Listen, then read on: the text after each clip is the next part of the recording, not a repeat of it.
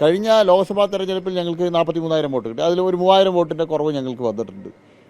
അത് ഞങ്ങൾ പരിശോധിക്കും. എന്തുകൊണ്ടാണ് ഞങ്ങൾ കുറവ് വന്നത്, ഞങ്ങളുടെ ജനകീയ അടിത്തറ ഞങ്ങളുടെ വിപുലീകരിക്കാനുള്ള കാര്യങ്ങൾ നഗരസഭയിലും അതുപോലെ തന്നെ പഞ്ചായത്തിലും ഞങ്ങൾ സ്വീകരിക്കും. ഞങ്ങളെ സംബന്ധിച്ചോളം ഞങ്ങൾ 2 സീറ്റിലേക്ക് 84 ഒതുങ്ങിയ പാർട്ടിയാണ്. ഇന്ന് രാജ്യം ഭരിക്കുന്ന പാർട്ടിയായിട്ട് ഞങ്ങൾ മാറിയിട്ടുണ്ടെങ്കിൽ ഈ തെരഞ്ഞെടുപ്പിൽ ഇതൊന്നും ഞങ്ങളെ സംബന്ധിച്ചോളം ഒരു തിരിച്ചടിയല്ല. ഞങ്ങളുടെ സിറ്റിംഗ് സീറ്റൊന്നും അല്ലല്ലോ. മാധ്യമങ്ങൾ പറയണത് കേട്ടാൽ BJPയുടെ സിറ്റിംഗ് സീറ്റിൽ BJP പരാജയപ്പെട്ട പോലെയാണ് കാണിക്കുന്നത്. കഴിഞ്ഞ 3 തവണ UDF ജയിച്ച ഒരു അസംബ്ലി മണ്ഡലത്തിൽ ഞങ്ങൾ 2ാം സ്ഥാനത്താണ് ഉണ്ടായിരുന്നത്. ഞങ്ങളുടെ പരാജയം എന്തോ ഞങ്ങളുടെ സിറ്റിംഗ് സീറ്റ് നഷ്ടപ്പെട്ട പോലെയാണ് എല്ലാവരും ആഘോഷിക്കുന്നത്. ഇത് ഞങ്ങളെ സംബന്ധിച്ചോളം അങ്ങനെയൊന്നും ഞങ്ങൾ നിരാശരാവില്ല. ഞങ്ങൾ തിരിച്ചടികളിൽ നിന്ന് അതിൽ പാഠം ഉൾക്കൊണ്ട് ഞങ്ങൾ മുന്നോട്ട് വരും. ഒരു വാര്യരും ഒരു നായരും ഇതിലൊരു ബാധകമല്ല. ഒരു വാര്യർക്ക് ഇതിലൊരു എഫക്റ്റ് ഉണ്ടാക്കാൻ പറ്റിയിട്ടില്ല. ഇത് അങ്ങനെ വാര്യർ എഫക്റ്റ് ഒന്നുമല്ല. അതൊക്കെ ധരിച്ചിട്ടുണ്ടെങ്കിൽ അദ്ദേഹം പറഞ്ഞ ഏതെങ്കിലും ഒരാൾ പാർട്ടി വിട്ടുപോയോ? അദ്ദേഹം പറഞ്ഞ സ്ഥലങ്ങളിൽ BJPക്ക് ഒരു വോട്ട് കുറഞ്ഞു, വോട്ട് വർദ്ധിക്കുകയാണ് ചെയ്തില്ല. അപ്പോൾ ഒരു എഫക്റ്റും ഉണ്ടാക്കിയിട്ടില്ല. അദ്ദേഹത്തിന് ഗുണമുണ്ടായിട്ട് പോക്കറ്റ് നിറഞ്ഞു. ഇനി എന്തെങ്കിലും സീറ്റ് കിട്ടുകയാണെങ്കിൽ അവിടുന്ന് വാങ്ങിക്കോട്ടെ.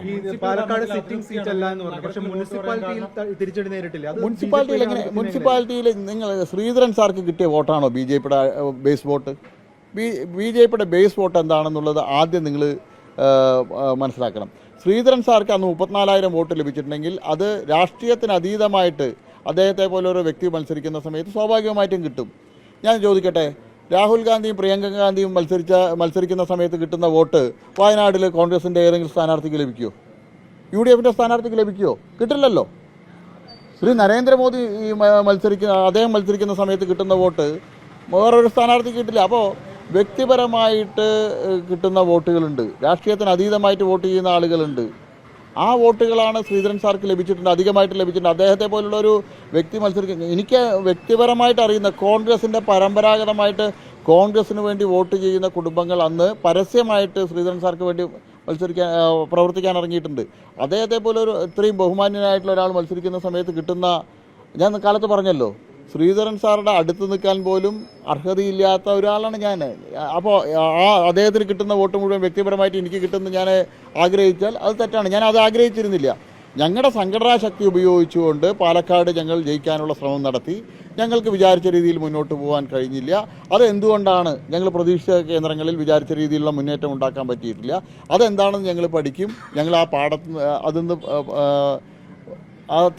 തെറ്റുകളുണ്ടെങ്കിൽ അത് തിരുത്തി ഞങ്ങളുടെ ശക്തമായിട്ട് ഞങ്ങൾ മുന്നോട്ട് പോകും. ഞങ്ങൾ പാലക്കാട് ഞാൻ 2000 കൗൺസിലർ ആകുമ്പോൾ പാലക്കാട് നഗരസഭയിൽ ഞങ്ങൾക്ക് 6 കൗൺസിലർമാരാണ്. 8 ഞങ്ങൾ 28 ആയിട്ടുണ്ടെങ്കിൽ ഈ 28-നെ 35 ആക്കാനും പാലക്കാട് അസംബ്ലി മണ്ഡലത്തിൽ നിന്നുള്ള 40-നെ ഞങ്ങൾക്ക് 55 or 60 ആക്കാനും വലിയ ബുദ്ധിമുട്ടൊന്നുമില്ല. ഞങ്ങളതാക്കും. അത് ഞങ്ങളുടെ ഒരു ചലഞ്ചാണ്. നിങ്ങൾ എഴുതി വെച്ചോ. അടുത്ത 2026 നിയമസഭാ തെരഞ്ഞെടുപ്പിൽ ഞങ്ങളുടെ ചലഞ്ചാണ് പാലക്കാട് നിയമസഭാ മണ്ഡലം പിടിക്കാനുള്ള പണി ഞങ്ങൾ ഇന്ന് തുടങ്ങും. അതിൽ രാഹുൽ ഗാന്ധി വന്ന് നേരിട്ട് നിന്നോട്ടെ, ഞങ്ങൾക്ക് അതൊന്നും പ്രശ്നമില്ല. അത് കോൺഗ്രസ്സുകാരനായിട്ടുള്ള അദ്ദേഹം കോൺഗ്രസ്സുകാരനാണ്. കോൺഗ്രസ് പറയുന്ന പണി ചെയ്തേ പറ്റൂ. അദ്ദേഹം പാലക്കാട് മുനിസിപ്പാലിറ്റി ഇനിയിപ്പോൾ എൻ്റെ വാർഡിൽ വന്ന് മത്സരിക്കാൻ തയ്യാറാണെങ്കിൽ വന്ന് മത്സരിച്ചോട്ടെ. മുനിസിപ്പൽ ഭരണത്തിൽ പാൽ സൊസൈറ്റി ഞാൻ ചോദിക്കട്ടെ, സ്വന്തം പഞ്ചായത്തിൽ കഴിഞ്ഞ 10-20 വർഷമായിട്ട് ഒരു വാർഡിൽ നിൽക്കാനുള്ള ചങ്കൂറ്റം കാണിച്ചില്ലല്ലോ. ശ്രീജിത്തിന് അറിയാലോ, പാലക്കാട് മുനിസിപ്പാലിറ്റി ഞാൻ മത്സരിച്ചതെല്ലാം വലിയ BJPക്ക് അടിത്തറയുള്ള വാർഡൊന്നുമല്ല. കഷ്ടപ്പെട്ട് പാർട്ടി നിയോഗിച്ച ദൗത്യം വിജയത്തിലെത്തിച്ചതാണ്. അല്ലാതെ TV ചാനലിലും സോഷ്യൽ മീഡിയയിലൂടെ അല്ല വളർന്നത്. അതുകൊണ്ട് ഇതിലൊന്നും തളരുന്ന് കരുതിയിട്ടുണ്ടെങ്കിൽ ഒരു വാര്യം അത് കരുതണ്ട. വർഗീയ ശക്തികളുടെ മുഴുവൻ പിന്തുണയല്ലേ ഇത്രയേറെ വലിയ ക്യാമ്പയിൻ നടന്നിട്ടില്ലേ? ഈ വേറെ ഏതെങ്കിലും തെരഞ്ഞെടുപ്പിൽ നടന്നിട്ടോ? ഗ്രീൻ ആർമി എന്നുള്ള പേരിലല്ലേ VD സതീശൻ അടക്കമുള്ള ആളുകളുടെ നേതൃത്വത്തിൽ ഇവിടെ പ്രചരണം നടന്നത്? അതുകൊണ്ട് ഞങ്ങളെ തോൽപ്പിക്കാനായിട്ട് എല്ലാ ശക്തികളും ഒന്നിച്ചിട്ടുണ്ടായിരുന്നു. കാരണം BJP തെരഞ്ഞെടുപ്പിൽ പാലക്കാട് ജയിച്ചാൽ ആ BJP കേരള രാഷ്ട്രീയത്തിൽ മാറ്റം വരും. ഞാൻ ചോദിക്കട്ടെ, നിങ്ങൾ എന്താ ചോദിക്കാതെ? 44,000 വോട്ട് 2019 MP രാജേഷിന് കിട്ടിയില്ലേ പാലക്കാട് അസംബ്ലി മണ്ഡലത്തിൽ? എന്താ അത് ചർച്ചയാക്കാത്തത്? നിങ്ങൾ CPM തിരിച്ചടിയില്ലേ? ആ 7,000 വോട്ട് CPM ഇപ്പോഴും കുറവല്ലേ? MP രാജേഷിന് 44,000 വോട്ട് കിട്ടിയ ഇവിടെ 2006 KK ദിവാകരൻ ജയിച്ച CPM സിറ്റിംഗ് സീറ്റല്ലേ? അവർക്ക് തിരിച്ചടി കിട്ടിയതിനെ സംബന്ധിച്ച് നിങ്ങളെന്താ ചർച്ച ചെയ്യാത്തത്? ഞങ്ങൾക്കാണോ തിരിച്ചടി? ഞങ്ങൾ 2ാം സ്ഥാനത്തോട് കഴിഞ്ഞ ശ്രീധരൻ സാർ മത്സരിച്ച സമയത്തും മറ്റ് ശോഭാ സുരേന്ദ്രൻ മത്സരിച്ച സമയത്തും 2ാം സ്ഥാനത്ത് വന്നു.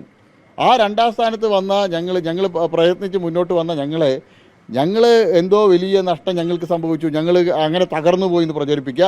MLA ഉണ്ടായിരുന്ന പാർട്ടി, 44,000 വോട്ടുണ്ടായിരുന്ന പാർട്ടി, അത് താഴോട്ട് പോയതിനെ പറ്റി ആർക്കും ചർച്ചയില്ല. മുനിസിപ്പൽ ഭരണത്തിൽ അതൃപ്തിയാണ് നഗരത്തിൽ ഇങ്ങനെ വോട്ട് വ്യാപകമായിട്ട് ചോരാൻ? ഞങ്ങൾ പറഞ്ഞല്ലോ, ബൂത്ത് അടിസ്ഥാനത്തിലുള്ള വോട്ടർ പട്ടിക വോട്ടിൻ്റെ വിവരങ്ങൾ ലഭിക്കട്ടെ. ഞങ്ങൾ കൃത്യമായിട്ട് ഓരോ വാർഡുകളിലും ഓരോ കൗൺസിലർമാരുടെയും പ്രവർത്തനത്തിൽ എന്തെങ്കിലും അപാകതകളുണ്ടെങ്കിൽ അത് പഠിച്ച് അപാകതകളുണ്ടെങ്കിൽ അവരെ കൊണ്ട് തിരുത്തും. അവരെല്ലാം പാർട്ടിക്ക് വിധേയമായിട്ട് പ്രവർത്തിക്കുന്ന ആളുകളാണ്. ഒരാളും പാർട്ടിക്ക് അതീതമായിട്ട് പ്രവർത്തിക്കുന്ന ആളുകളല്ല. പാർട്ടി നാളെ മത്സരിക്കാൻ പറഞ്ഞാൽ മത്സരിക്കും, നാളെ മത്സരിക്കേണ്ട പറഞ്ഞാൽ മത്സരിക്കാതിരിക്കുന്ന ആളുകളാണ്. അല്ലാതെ കസേര കണ്ട് മറ്റു പാർട്ടിയിലേക്ക് പോകുന്ന ആളുകളല്ലാന്ന് ആ 28 ആളും തെളിയിച്ചല്ലോ. 28 ആളുകളെയും കൊടുത്ത പ്രലോഭനങ്ങൾ എന്തൊക്കെയാണെന്ന് നിങ്ങൾക്കറിയാലോ. 2.5 കോടി രൂപയിൽ 9 കൗൺസിലർമാരായിരുന്നല്ലോ 2.5 കോടി രൂപ വില കിട്ടിയത്. ഏത് കൗൺസിലർ പോയി? കാരണം അവരെല്ലാം ഈ ആശയവും ആദർശവും ഒക്കെ ഉൾക്കൊണ്ട് പ്രവർത്തിക്കുന്ന ആളുകളാണ്. അവരൊന്നും പോയില്ല. കൽപ്പാത്തിയിൽ ഒരു തിരിച്ചടിയും കിട്ടിയില്ല. കൽപ്പാത്തിയുടെ വോട്ടിൻ്റെ കണക്ക് 24-ലെയും ഈ തെരഞ്ഞെടുപ്പിലത്തെയും വോട്ടിൻ്റെ കണക്ക് വെച്ചിട്ട് ഞാൻ ബൂത്ത് അടിസ്ഥാനത്തിലുള്ള കണക്ക് വരട്ടെ, ഞാൻ പറഞ്ഞു തരാം. ഷാഫിക്ക് കിട്ടിയ വോട്ട് രാഹുലിന് കിട്ടുമോ, അത് ഭൂരിപക്ഷം കിട്ടുമോ എന്നാണ് താങ്കൾ ചോദിച്ചിരുന്നത്. ഇപ്പോൾ അതിനൊക്കെ അപ്പുറം അല്ലെങ്കിൽ ആ നിലയിലേക്ക് അല്ല, അത് ഞങ്ങൾ പ്രതീക്ഷിക്കാത്ത തരത്തിലുള്ള UDFന് അനുകൂലമായിട്ടുള്ള ഒരു വോട്ടിംഗ് ഉണ്ടായി. അതെന്താണ് ഞങ്ങൾ പഠിക്കും. ഉണ്ടല്ലോ പ്രായരീത്തെ, അതുപോലെ തന്നെ പാലക്കാട് നഗരത്തിലെയും ആ മേഖലകൾ പരിശോധിച്ചാൽ അറിയാൻ കഴിയുമല്ലോ. ഇത്തവണ ഞങ്ങൾ ജയിക്കുന്നുള്ളതിനെ സംബന്ധിച്ച് കൂടുതൽ ഒരു മാധ്യമങ്ങളിലും മറ്റുമൊക്കെ ചർച്ച വന്നുകൊണ്ട് കൂടുതൽ അത്തരത്തിലുള്ള പ്രചരണം BJPക്കെതിരായിട്ട് മുൻ MLA ഓരോ വീടുകളിലും പോയിട്ട് പറഞ്ഞതിന് പേഴ്സണലായിട്ട് ഓരോ വീടുകളിൽ സന്ദർശിച്ച് ന്യൂനപക്ഷ സമുദായത്തിൻ്റെ വീടുകളിൽ പോയി പറഞ്ഞതിനെ സംബന്ധിച്ച് അവരുടെ പാർട്ടിക്കാരൻ എന്നോട് പറഞ്ഞിട്ടുണ്ട്. ഇത്രയും വർഗീയപരമായിട്ടുള്ള പരാമർശങ്ങളാണ് വീടാന്തരം കയറി പറയുന്നത്. കൃഷ്ണകുമാർ ഇവിടെ ജയിച്ചാൽ വലിയ കലാപം പാലക്കാട് ഉണ്ടാവും, നിങ്ങൾക്കൊന്നും ജീവിക്കാൻ കഴിയില്ല എന്നുള്ള പ്രചരണം പോലും ഇവിടെ നടത്തിയിട്ടുണ്ട്. അത് പറയാൻ കഴിയില്ല. ഞങ്ങൾക്ക് ബൂത്ത് അടിസ്ഥാനത്തിലുള്ള വോട്ടിൻ്റെ ലിസ്റ്റ് ലഭിക്കട്ടെ. ഞങ്ങൾക്ക് ക്രിസ്ത്യൻ സമുദായത്തിലുള്ള ആളുകൾ താമസിക്കുന്ന മേഖലകളിൽ ഞങ്ങളുടെ വോട്ട് വർദ്ധിച്ചിട്ടുണ്ടെങ്കിൽ സ്വാഭാവികമായിട്ട് അവരുടെ നിന്ന് ഞങ്ങൾക്ക് പിന്തുണ കിട്ടിയിട്ടുണ്ട്. അതിനു മുമ്പ് മൊത്തം ഒരു വോട്ടിൻ്റെ കണക്ക് വെച്ചിട്ട് അവർ പിന്തുണച്ചില്ല എന്ന് പറയാൻ ഞങ്ങൾ തയ്യാറില്ല. ഞങ്ങൾ മുഴുവൻ 4,000-ഓളം വോട്ടുകളാണ് പോൾ ചെയ്യപ്പെട്ടിരിക്കുന്നത്. അതിൽ മുഴുവൻ വോട്ടുകൾ ഞങ്ങൾ പ്രതീക്ഷിച്ചില്ല. ഞങ്ങൾ പ്രതീക്ഷിച്ചത് മുൻകാലങ്ങളിൽ നിന്ന് വ്യത്യസ്തമായിട്ട് ഒരു വലിയൊരു ശതമാനം ക്രിസ്ത്യൻ വോട്ടുകൾ ഞങ്ങൾ പ്രതീക്ഷിച്ചിരുന്നു. അത് കിട്ടിയോ ഇല്ല എന്നുള്ളത് ഞങ്ങൾക്ക് ബൂത്ത് അടിസ്ഥാനത്തിലുള്ള ലിസ്റ്റ് കിട്ടിയാൽ അറിയാൻ കഴിയും.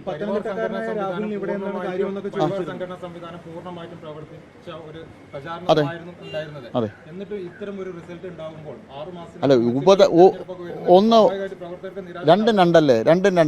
രണ്ടും രണ്ടല്ലേ.